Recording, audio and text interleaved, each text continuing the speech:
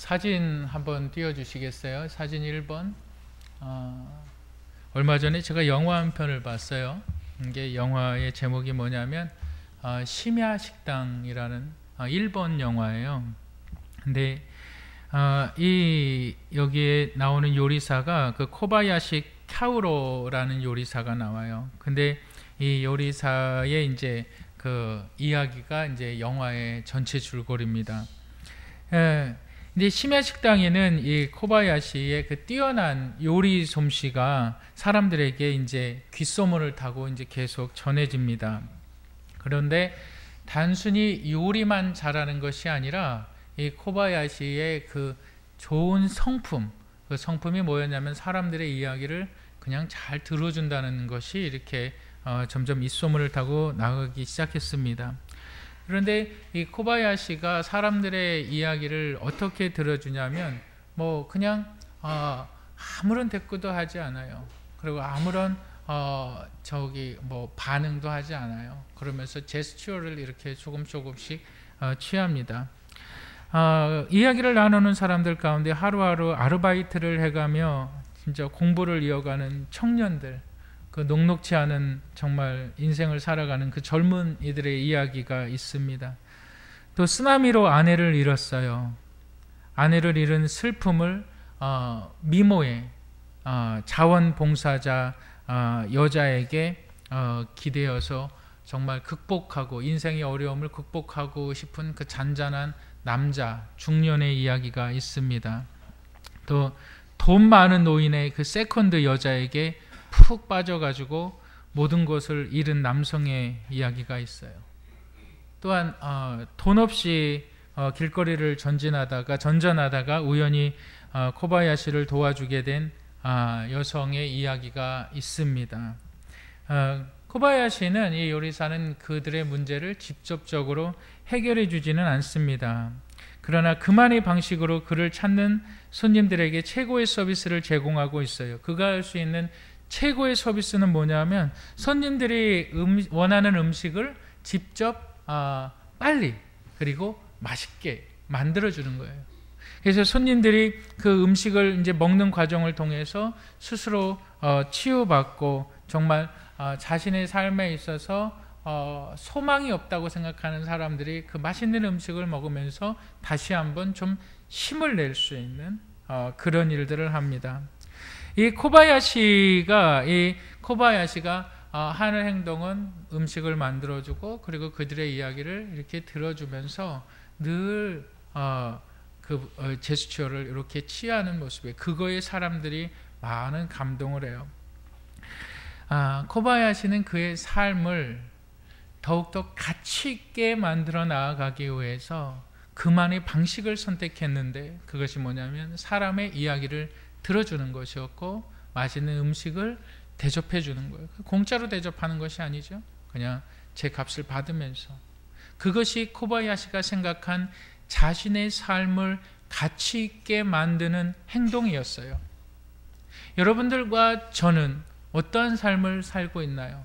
나의 삶을 가치 있게 만들어가는 행동을 하시나요? 나의 삶에 있어서 내 삶이 정말 가치 있는 삶이고 내 인생은 누구와도 비교할 수 없는 나에게 주어진 특별한 인생이라는 정말 놀라운 가치 있는 인생이라는 것을 표현할 수 있는 삶의 행동들을 하십니까? 오늘 본문 말씀을 통해서 우리의 삶을 가치 있게 만드는 그 요소들이 무엇이 있는가 본문 말씀을 통해서 우리 한번 보도록 하겠습니다. 우리가 첫 번째로 알아야 되는 것은 뭐냐면 우리 각자의 삶에 부여된 가치를 알기 위해서는 우리 각자가 위대한 하나님의 사랑을 부여받은 자이다. 다시 한번요.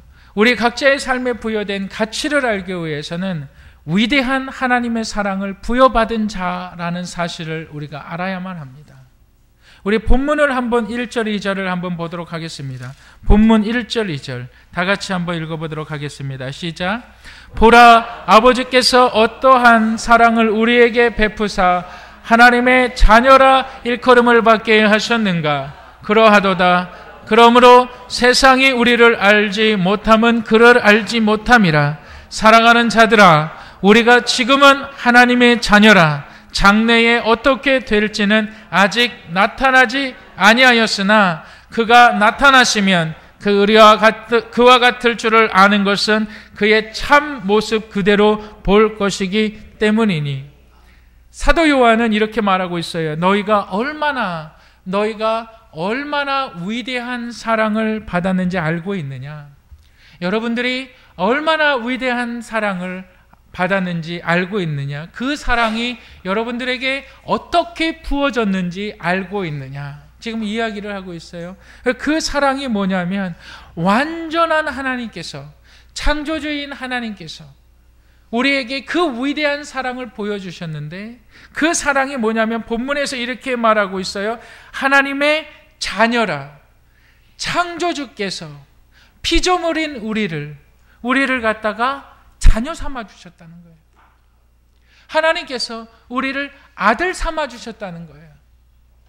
하나님께서 우리를 양자 삼아 주셨다는 거예요. 이것이 하나님께서 우리에게 부어주신 놀라운, 상상할 수 없는 위대한 사랑이라는 겁니다. 그런데 이 위대한 사랑은 우리에게 있어서는 거저 주어진 것이지만 하나님에게 있어서는 너무나도 큰 대가를 치르신 것이죠. 그 아들 독생자 예수 그리스도를 우리에게 보내주시고, 그 독생자 예수 그리스도를 저와 여러분들의 죄를 위하여 죽게 하시고, 우리를 죄의 값에서 우리를 구원하여 주신 그 사랑.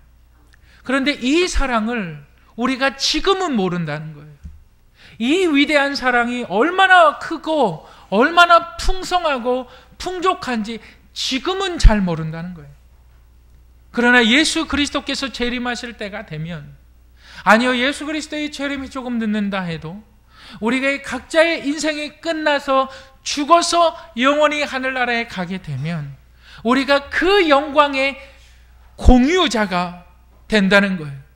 예수 그리스도께서 십자가에 죽으시고 3일 만에 부활하셔서 하늘에 오르사 하나님의 우편에 앉아 계신 그 예수 그리스도, 산자와 죽은 자의 모든 소망이 되시는 예수 그리스도의 그 영광의 공유자, 함께 그 영광을 공유하는 자들이 된다는 거예요. 이 위대한 사랑을 하나님께서 우리 가운데 보내주신 거예요. 우리 가운데 이 위대한 사랑을 부어주신 거예요. 이 부어준 하나님의 사랑을 네가 받았는데, 이 받은 사랑이 너의 삶에 있어서 나타나느냐? 이 위대한 사랑이 너의 삶을 가치 있게 하느냐, 이겁니다. 이 위대한 사랑이 우리의 삶의 영역에서 나타나느냐?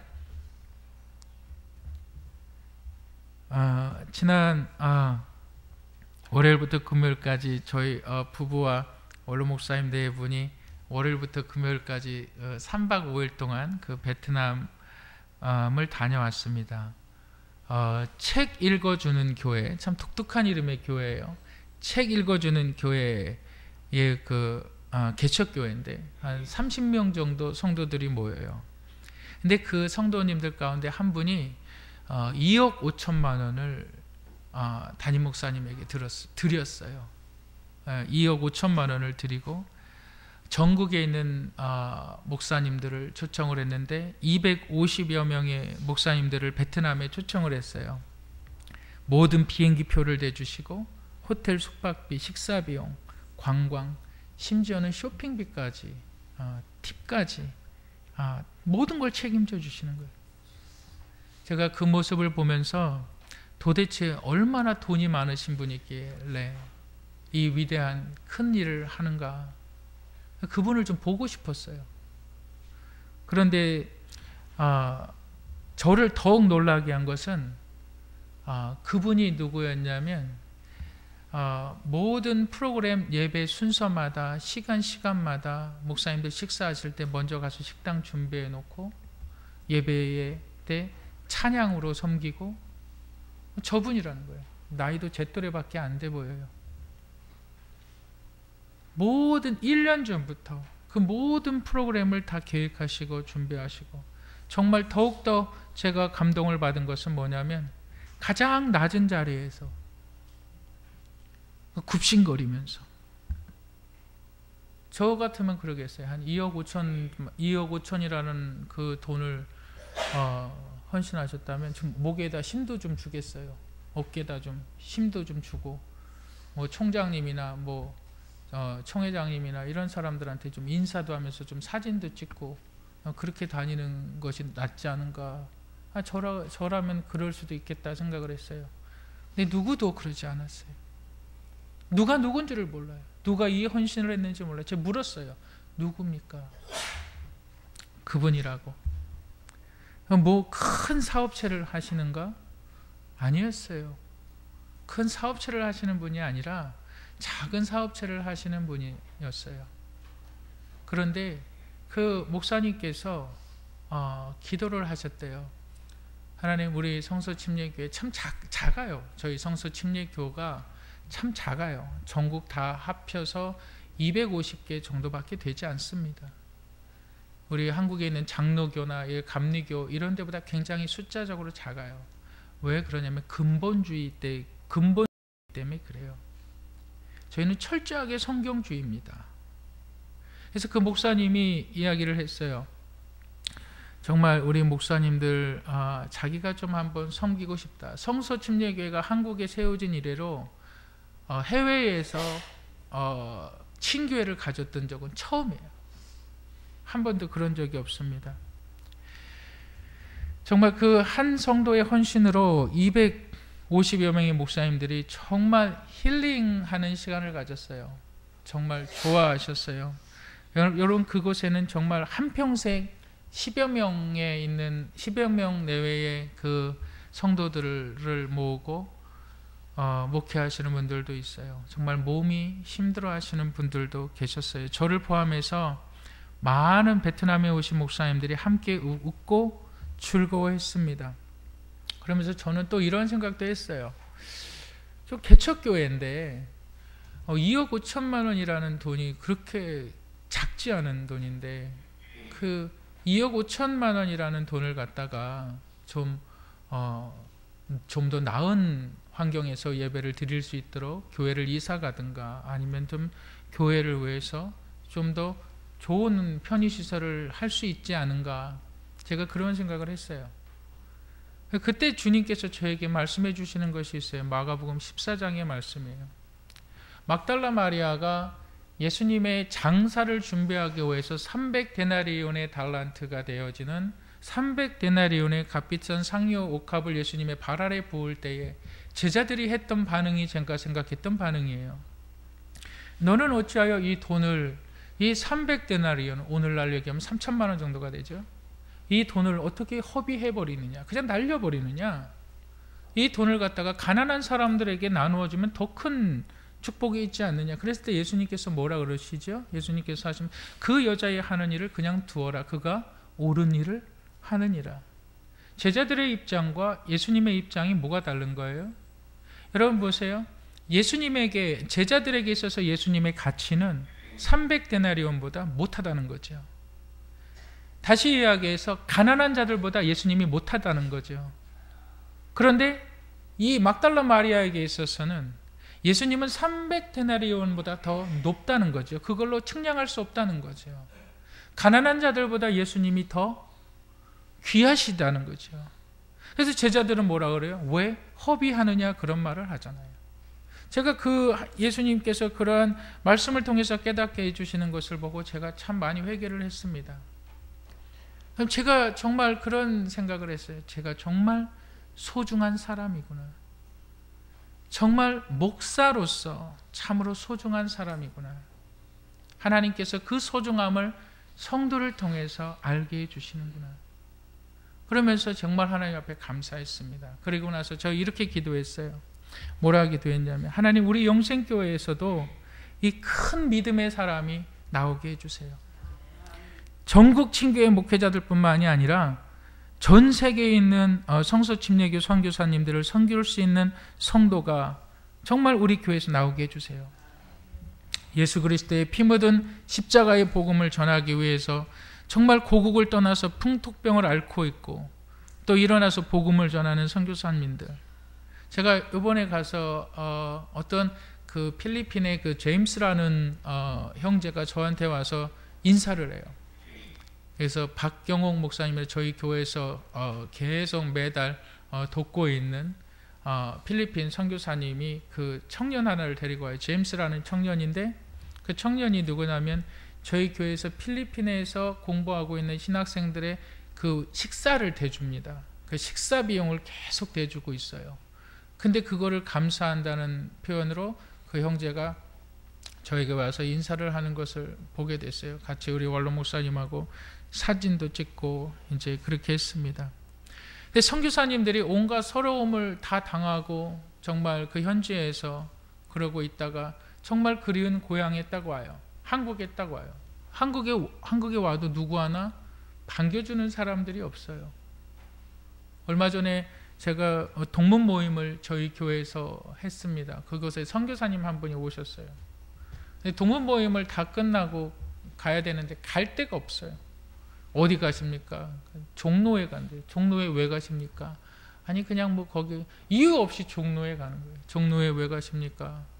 그러니까 나중에 거기 가서 뭐 잠자리가 있고 뭐 그래. 그러지 마시라고 제가 방을 잡아드렸어요. 어디 갈 데가 없어요. 누구 하나 반겨주는 자들이 없고요. 정말 우리 교회 성도님들 가운데 그 선교사님들을 정말 모시고 그분들의 비행기 값을 내주고 그분들의 호텔을 정말 제공해 드리고 관광도 시켜드리고 쇼핑도 시켜드리고 그럴 수 있는 성도가 나오게 될 줄 믿습니다. 저 그 큰 사랑을 실천하는 그 성도, 정말 하나님께서 믿음과 물질의 복을 부어주지 않으시겠습니까? 확신합니다. 여러분들의 지금의 형편으로 여러분들의 가치를 제한하지 마시길 바랍니다. 믿음으로 하나님, 내가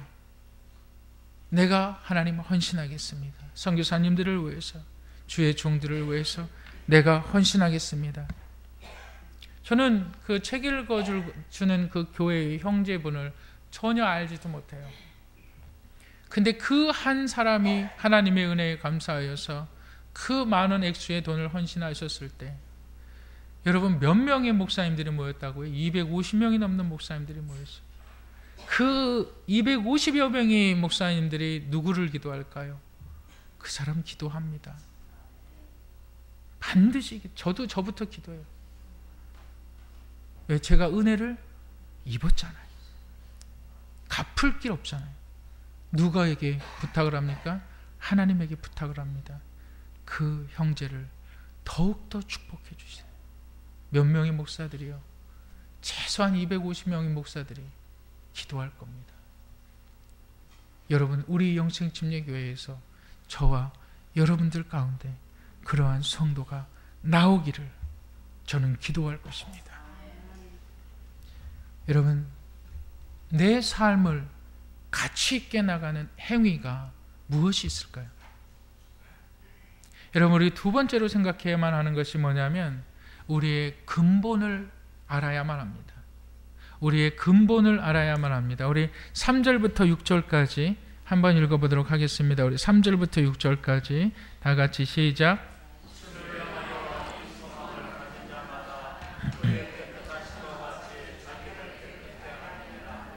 죄를 짓는 자마다 불법을 행하나니 죄는 불법이라. 그가 우리 죄를 없애려고 나타나신 것은 너희가 아나니 그에게는 죄가 없느니라. 그 안에 거하는 자마다 범죄하지 아니하나니 범죄하는 자마다 그를 보지도 못하였고 그를 알지도 못하였느니라. 본문에서 우리가 반드시 기억해야만 되는 단어가 있는데 그것이 뭐냐면 그의 안에 거하는 자마다. 그의 안에 거하는 자마다 누구를 말합니까? 예수 그리스도를 말하고 있죠. 근데 그 안에 거한다는 것은 예수 그리스도와 함께 산다는 거예요. 예수 그리스도와 함께 더불어 산다는 거예요. 예수 그리스도와 함께 사는 사람들이 불법을 행하지 않는다. 죄를 짓지 않는다. 근데 본문에서 말하고 있는 죄는 다른 성경에서 말하고 있는 일반적인 죄하고 다릅니다.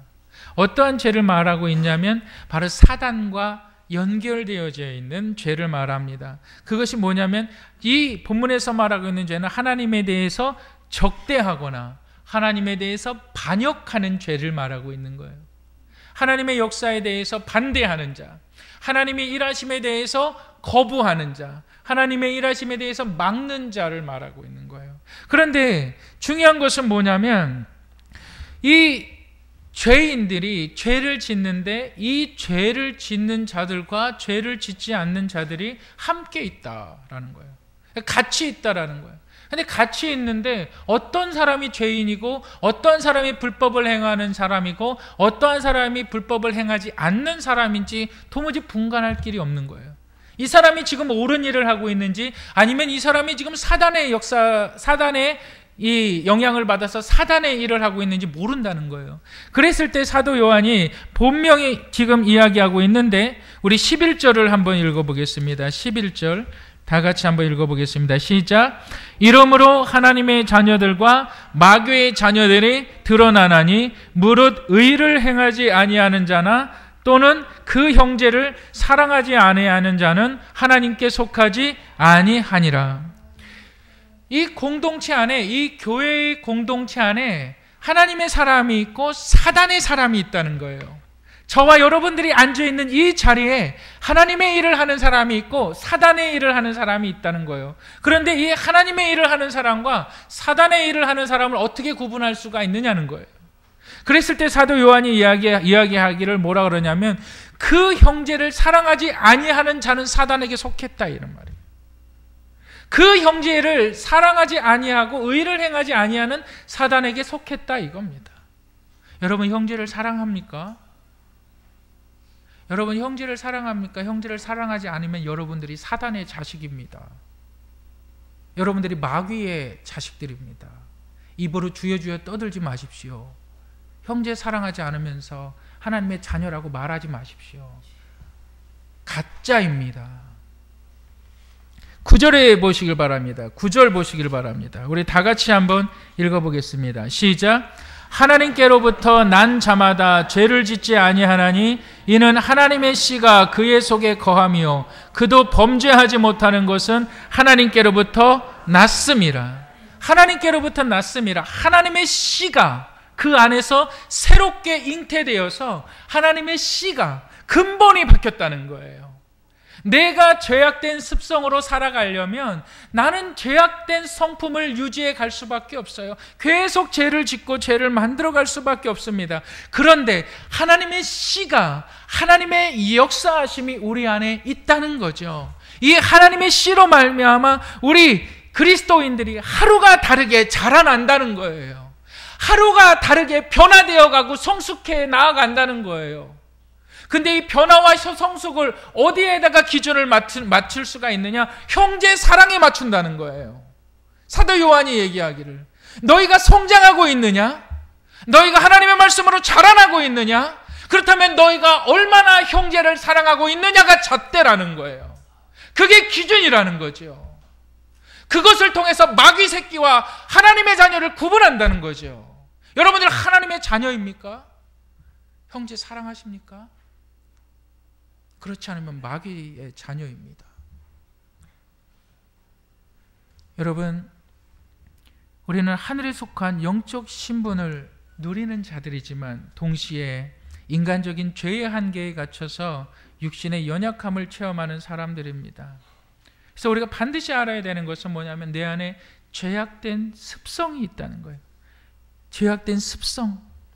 그런데 이 죄악된 습성을 내 힘으로 내가 어쩔 수가 없어요. 내가 어느 때는 정말 하나님 앞에 기도하지만, 하나님 앞에 부르짖지만, 하나님 앞에 간구하지만 어느 때는 사단의 종로로 탈 때가 있어요. 사단의 정말 앞잡이 노릇을 할 때가 많이 있습니다. 그거를 내가 분간을 못해요. 참으로 안타깝습니다. 그럴 때 사도 요한이 이렇게 얘기해요. 너희가 형제를 사랑하는 그 모티브가, 그 동기가 너희 안에 있느냐? 내가 지금 하는 말이 하나님을 기쁘게 하는 말인가? 내가 지금 하는 말이 사람을 살리는 말인가? 사람을 죽이는 말인가? 똑바로 알아서 하라는 거죠. 내가 지금 하는 행동이 사람에게 상처를 주는 행동인가? 내가 지금 하는 말 한마디와 행동 하나하나가 사람을 살리는 행동인가? 똑바로 알지 못하면 우리가 사단에게 휘둘려서 사단의 종로로 탄다는 거죠. 형제를 죽인다는 거예요. 여러분들 가운데 또한 우리의 삶 가운데 여러분들의 말로 인해서 여러분들의 행동으로 인해서 다른 사람에게 상처 줬습니까? 회개하시기 바랍니다.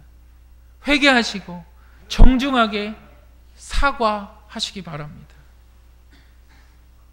그것이 우리 신앙인들이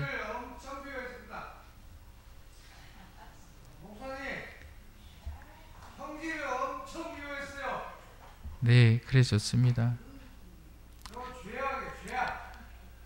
우리 영성의 공동체, 우리 황의 형제님이신데 여러분들 노여하지 마시고 지금 이제 조금 이렇게 술을 드시고 오셔가지고 그런 거니까 우리 그냥 기쁜 마음으로, 즐거운 마음으로 그냥 받아주시기 바랍니다. 여러분, 우리가 말로써 행동으로써 다른 사람들에게 실수하고 상처 줬다면 정말 회개하시고 다시는 그러지 마시길 바랍니다. 다시는 그러한 죄를 범하지 마시길 바랍니다. 우리 영생의 공동체 한 사람 한 사람을 가난하다고 나이가 어리다고 업신여기지 마시길 바랍니다. 가엾게 여겨주시길 바랍니다. 여러분, 저와 여러분들 한 사람 한 사람은 하나님의 아들 예수 그리스도의 피값으로 사신 하나님의 자녀들이에요. 누구도 무시할 수 없어요. 누구도 말로 정죄하지 마시길 바랍니다. 누구도 행동으로 그러지 마세요. 그 뒤에 누가 있다고요? 마귀 새끼가 있는. 그걸 우리가 어떻게 안다고요? 내가 이 내 말하는 것으로 이 사람을 세우는 것인가? 이 사람을 죽이는 것인가? 제가 어저께도 결혼식 갔다 오면서 그런 얘기를 했어요. 사람은 본능적으로 남이 좋아하는 말들을 하고 싶어 해요. 그 남이 좋아하는 말들은 뭐냐면 내가 리더란 말이에요. 내 말에 관심을 갖게 하기 위해서 그것이 남을 비방하는 말일 수가 있어요. 그것이 남을 흉보는 말일 수가 있어요. 다른 행동들이 될 수도 있어요. 왜 그렇습니까? 죄악된 습성이기 때문에 그래요. 그런데 우리의 근본이 달라졌다는 것은 그 죄악된 습성을 예수 그리스도의 씨로 바꿔주셨다는 거예요. 한 분 한 분을 정말 사랑하시길 바랍니다. 소중히 여기시기를 주님의 이름으로 축복합니다. 세 번째로 우리의 각자의 삶에 부어진 하나님의 가치를 발견하기 위해서는 지금 누군가 나의 사랑을 받기 원한다는 사실입니다. 지금 누군가 나의 사랑을 받기 원한다. 우리 11절 12절을 우리 다 같이 한번 읽어보시겠습니다. 11절 12절 다 같이 읽어보겠습니다. 시작.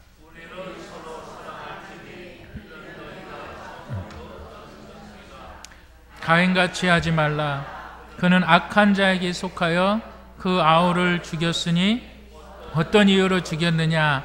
자기의 행위는 악하고 그 아우의 행위는 의로움이라. 여러분 보세요. 본문에서 우리가 서로 사랑할지니라고 기록된 것은 뭐냐면 서로 사랑할지니, 이 말은 우리가 계속해서 사랑하자. 우리가 계속해서 사랑하자 이 말입니다. 근데 여기서 말한 것은 뭐냐면 처음부터 들은 소식이다 이 말이에요. 처음부터 들은 소식. 이 글을 읽는 독자들에게 사도 요한이 이렇게 얘기합니다. 너희가 처음부터 예수 그리스도에 대해서 믿기 시작했던 그때부터 그분의 가르침은 오직 하나라는 거예요. 사랑을 행하라. 매일매일 사랑을 행하라. 그런데 서로 사랑하지 않으면 가인과 같이 형제를 죽이는 자가 된다는 거예요. 중도가 없다는 거예요. 내가 사랑을 실천하지 아니하면 나는 사람을 죽이는 자다 이 말이에요. 여러분들 사람을 죽이는 자입니까? 여러분들 사랑을 실천하는 자입니까? 여러분들이 지나온 모든 다른 연도를 제외하고 2015년도 1월 달부터 10월 달까지 여러분들 사랑을 얼마나 많이 표현하시면서 사셨습니까? 다시 한번 묻게 됩니다. 여러분들의 1월달부터 10월달까지 여러분들이 기억할 수 있는 사랑의 표현들을 얼마나 하셨습니까? 여러분, 사도 요한은 이렇게 얘기합니다. 내가 표현하지 않으면, 내가 사랑을 실천하지 않으면 가인과 같이 형제를 죽이는 살인자다, 이렇게 얘기해요. 그리고 나서 이렇게 말합니다. 나는 내 행위가 옳다고 생각한다. 그는 죽어 마땅한 자다, 이렇게 이야기하는 거예요. 내 마음에 들지 않는다고, 내 생각과 다르다고 사람을 죽이는 위치에 있지는 않습니까? 내가 사람을 칼로 찔러야 죽이는 것이 아니고 내가 총으로 쏴 죽여야 사람을 죽이는 것이 아니라고 말합니다.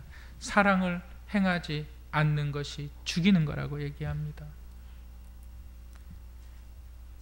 여러분들 지금 누군가의 사랑을 나눠줄 수 있는 분들인 것을 믿으시기 바랍니다. 사랑하지 않으면 우리는 살인자예요. 여러분, 사랑을 너무 어렵게 생각하지 마시길 바랍니다. 내 주위에 힘들어하고 있는 사람이 있지 않나 작은 관심을 가지시길 바랍니다. 한 발 앞에 다가가서 위로해주고 안아주시고.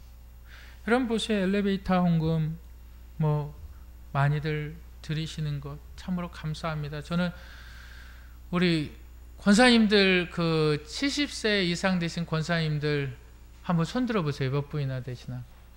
손 들어보세요. 저하고 약속하실 것이 있어요. 네, 손 내려주세요. 나머지 손 안 들으신 분들은 70세 안 되신 걸로 알고 있겠습니다. 저하고 엘리베이터가 설치되기 전까지 하나님 앞에 가시지 마시기 바랍니다. 아멘 하세요. 네. 여러분, 사랑이 위대한 사랑만 사랑입니까? 큰 사랑만 사랑입니까? 작은 사랑, 그냥 이야기 들어주는 거, 그거 사랑 아닙니까? 한번 2번 사진 한번 보여줘 보세요. 두 소방관의 모습이 있습니다. 이들의 이름이 팀 영과 폴 홀링스라는 두 소방관입니다. 근데 이들이 미국 뉴저지의 소방관으로 일하고 있는 분들이에요. 근데 어느 날 12시간 동안 화재 진압을 해야 했던 이 두 명이 새벽 6시가 되어서 피곤에 쩔은 모습으로 한 레스토랑에 들어갔습니다. 그리고서 커피를, 가장 진한 커피 2잔을 주문합니다. 그리고 이 사람들이 너무 서로 힘이 들고 짜증이 나니까 좀 말을 이렇게 좀 격하게 했어요. 서로 이렇게 좀 다퉜어요. 그때 이제 식당에서 서빙을 하고 있던 그 리즈 우드우드라는 사람, 그 여자아이가 이 말다툼한 소리를 듣습니다. 그리고 이 팀과 폴이 식사를 마치고 계산하고 이제 나가려 했을 때 이 두 사람이 적지 않게 놀랐어요. 3번 사진 한번 보여줘 보세요. 3번 사진 보여주시면 이 사진에 보니까 이 리즈라는 그 여자아이가 이 두 사람의 식사 비용을 대신 지급을 했어요. 그러면서 뭐라고 편지에 썼냐면, 두 분의 아침 식사는 제가 대접할게요. 두 분이 하시는 일에 정말 감사드려요. 모두가 피하는 곳으로 달려가서 일해 주시니까요. 두 분의 역할이 무엇이건 간에 정말 용감하고 용기 있고 든든한 분들입니다. 매일 힘을 내서 고생해 주니 너무 고마워요. 불이 날 때면 오히려 힘을 받아서 용기를 내주시니 두 분은 정말 훌륭한 분들이세요. 오늘은 푹 쉬세요, 리즈. 이 식사 비용을 내줬죠. 그 팀과 폴은 이 쪽지를 받고 나서 눈물을 글썽글썽거리는 거예요. 그러고 나서 너무 큰 감동을 받았어요. 그리고 나서 이 팀 사진 4번 사진 한번 보여줘 보세요. 저 V자 하고 있는 청년이 그 팀인데, 이 팀이 자신의 페이스북에 그 글을 올립니다. 어떻게 올리냐면, 이렇게나 사력 있고 친절한 행동이라니, 페이스북 친구 여러분들, 이 식당에 많이 가서 많이 먹어주고, 만약 리즈가 그날의 서버라면, 서빙을 하고 있다면 팁도 많이 주면 좋겠어요. 이렇게 글을 올려요. 그리고 그 이야기가 여기서 끝나지가 않습니다. 두 소방관은 그 리지의 아버지가 스티브가 사지 마비 증세로 5년 동안 고생을 하고 있다는 사실을 알게 됩니다. 다음 사진 한번 5번 사진 보여줘 보세요. 이 리지의 아버지가 사지 마비 증세로 5년 동안 고생하고 있는 거예요. 그래서 이 리즈는 지난 겨울 아버지의 편한 이동을 위해서 휠체어 접근이 가능한 자동차를 살 수 있도록 자신이 기부를 받을 수 있는 그 페이스북 그 펀드레이징 페이지를 만들어요. 기부금 그걸 만들어요. 그런데 별로 그것이 효과가 없었습니다. 그런데 이 리즈의 아버지가 이 사지마비로 고생하고 있다는 소식을 이 소방관이 듣고 나서 이렇게 다시 그 페이스북에 글을 올려요. 뭐라고 올리냐면, 그날 우리에게 아침 식사를 대접해 주었던 이 여자분이 오히려 도움을 필요로 하는군요. 이런 짤막한 글을 올려요. 이 리즈가 자기 아버지를 조금 편안하게 하기 위해서 필요했던 돈이 얼마였냐면 17,000불, 약 2천만 원 정도 되는 그 돈이 필요했던 거예요. 그런데 자기 혼자서는 그거를 감당할 수 있는 힘이 없었던 거예요. 능력이 없었던 거예요. 그런데 폴 영이 그 글을 올립니다. 이 여자아이를 위해서 좀 도움이 주면 좋겠습니다. 그랬을 때에 수없이 많은 사람들이 이 리즈의 기부금을 보내기 시작해요. 단 몇 주 사이에. 그게 얼마가 됐을까요? 7만 불이 모였어요. 7만 불이라면 8,400만 원이 모였어요. 다음 사진 한번 보여줘 보세요. 8,400만 원이라는 돈이 모였어요. 자신이 필요했던 1,700달러보다 훨씬 더 많은 액수가 모여졌습니다. 그 리즈와 가족들은 정말 이 두 소방관에게 진심으로 고마워했어요. 사진 안 보여주셔도 돼요. 그래서 리즈는 한 인터뷰에서 이렇게 얘기했습니다. 뭐라 그러냐면, 저는 단지 아침을 사드렸을 뿐이에요. 두 분이 너무 힘들어 하시는데, 너무 지쳐 있는데 그냥 그분들의 미소가 보고 싶었을 뿐이에요. 그냥 그렇게. 여기서 우리가 놓치지 말아야 되는 것이 뭐였냐면, 힘들어하는 모습이 리즈의 눈에 보였다는 거예요. 그리고 그것이 리즈가 사랑을 실천할 수 있는 계기가 되었고, 이 하나의 작은 사랑의 실천이 그의 큰 수건을 이루어냈다는 거예요. 여러분, 하나님의 기적을 경험하시기를 원합니까? 내 삶에 하나님의 능력을, 정말 나의 삶이 변화되어지고 싶고 나의 형편이 달라지고 싶고 그런 하나님의 기적을 경험하기를 원하십니까? 그 기적은 사랑이라는 이름으로 행해질 때에 나타납니다. 여러분 보십시오.